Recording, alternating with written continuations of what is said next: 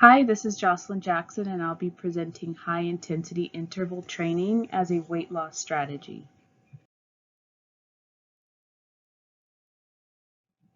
High-intensity interval training is also referred to as high-intensity intermittent exercise and sprint interval training. It consists of repeated bursts of intense exercise with periods of rest or lower intensity exercise. This allows for the difference in your intervals. There are brief periods of low-intensity work which allow for the body to only partially recover before you go right into your next interval. There are short spurts or short intervals which can last anywhere from 6 seconds to 1 minute, and long spurts or long intervals which can last from 30 seconds to 3 minutes. During a high-intensity interval, you'd want your heart rate to be anywhere from 70 to 100% of your max heart rate, while at a low-intensity interval, you'd want your heart rate to be 60 to 65% of your max heart rate. Total duration of a HIIT workout could be anywhere from 10 to 45 minutes, depending on the exercise. So what are the benefits of high-intensity interval training? There's improved heart health, which boosts cardiorespiratory health. This means you're strengthening your heart and your lungs and getting more oxygen to those skeletal muscles. There's improved VO2 max, which is the measurement of oxygen uptake in the body. This means over time it can take you longer to feel out of breath. Also, your metabolism is elevated afterwards, so this means you can continue to burn calories even when your workout is done. It also takes less time to burn the same amount of calories when comparing it to continuous training exercise. And lastly, it may not require any equipment, which is great because many exercises will allow you to use your own body weight. The first study I will be reviewing is entitled High Intensity Interval Training in the Real World, Outcomes from a 12-Month Intervention in Overweight Adults. The study was done at the University of Otago, the Department of Medicine in New Zealand. There were 250 participants aged 18 and older with a BMI of 27 or greater. The participants had the option to choose between the recommended moderate intensity exercise or an unsupervised high intensity interval training to complete. The moderate intensity exercise was to be done a majority of the week, while the high intensity interval training was to be completed 3 times per week. Results showed that 60% of the high intensity interval training participants did not complete the exercise schedule of 3 times per week. And at the end of the 12-month trial, those that had completed the 3 times per week's exercise schedule showed significant reductions in weight, waist circumference, visceral fat volume, and HbA1c levels. High-intensity interval training as an alternate did not, however, show better results than the moderate intensity exercise. And high-intensity interval training may need to be supervised in obese populations for long-term success.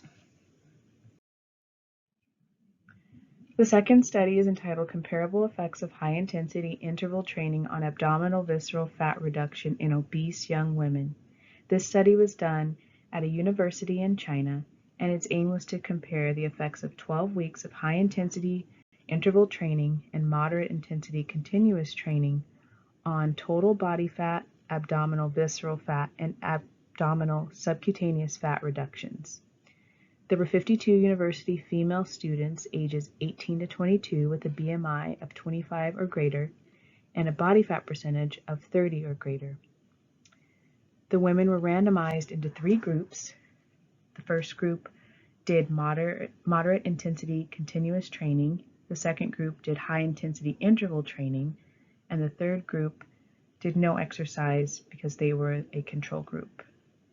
The high intensity interval training was 30 minutes for 3 times a week, and the moderate intensity continuous training was 45 minutes for 3 times a week. Results showed significant decreases in the body fat and body mass, especially abdominal fat, in both high intensity interval training and moderate intensity continuous training groups. Also, high intensity interval training had the same results but in less time. However, the visceral fat, or fat stored around organs, was reduced more in higher training volume, from moderate intensity continuous training. The third study is entitled The Feasibility and Effectiveness of High Intensity versus Moderate Intensity Brisk Walking in Adults with Abdominal Obesity, a Pilot Study. This study was done at the School of Science and Health, University of Western Sydney in New South Wales, Australia.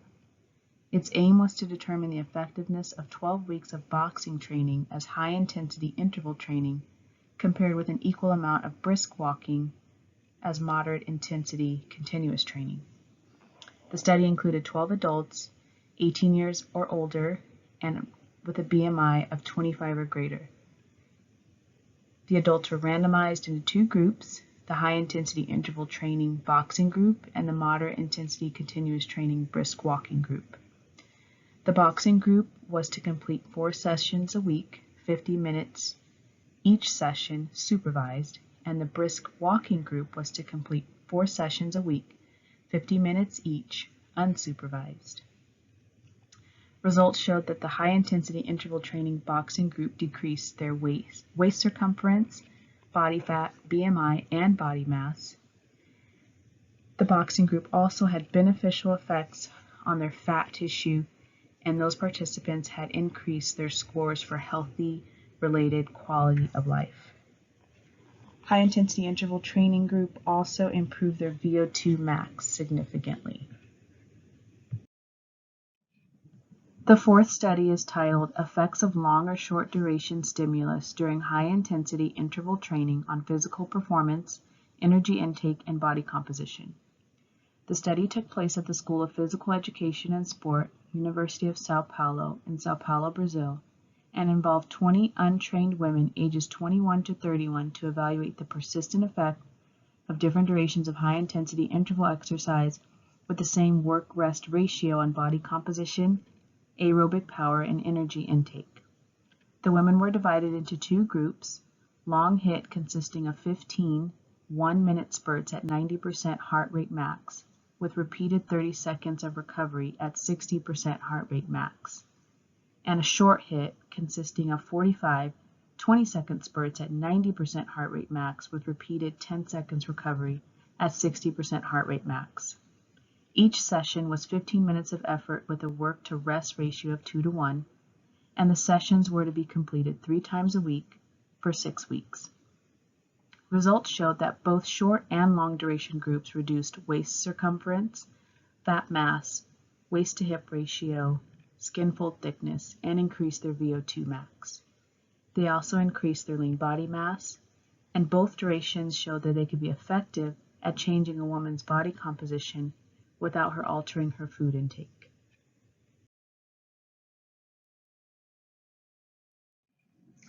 So the evidence from all the study results demonstrates that high-intensity interval training can be effective at helping people lose body fat and body mass whether they change their diet or not. It can be done in as little as 30 minutes to still be effective, but HIIT workouts can vary in length and type of exercise. So it is important to find something you like and something you can do for a length of time. It increases your oxygen capacity and improves aerobic fitness, which is great for someone who wants to increase their endurance, and it's a great form of physical activity to lose weight and improve overall well-being. It can be effective for adult men and women. However, it needs to be supervised in obese populations.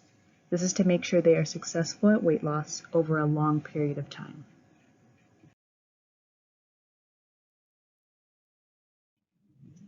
So if high-intensity interval training sounds interesting to you and something you'd like to try, there are many options. One studio that has specialized in HIIT workouts is Orange Theory Fitness, and they're located across the country. Many gyms have followed suit by offering HIIT classes for its members. These classes or sessions can be anywhere from 45 to 50 minutes, and prices will vary depending on where you choose to go. Some gyms offer it as part of the membership, where Orange Theory Fitness has options for prices depending on how many classes you would like to take per month to meet your goals. It's good to look into all your options before making your decision.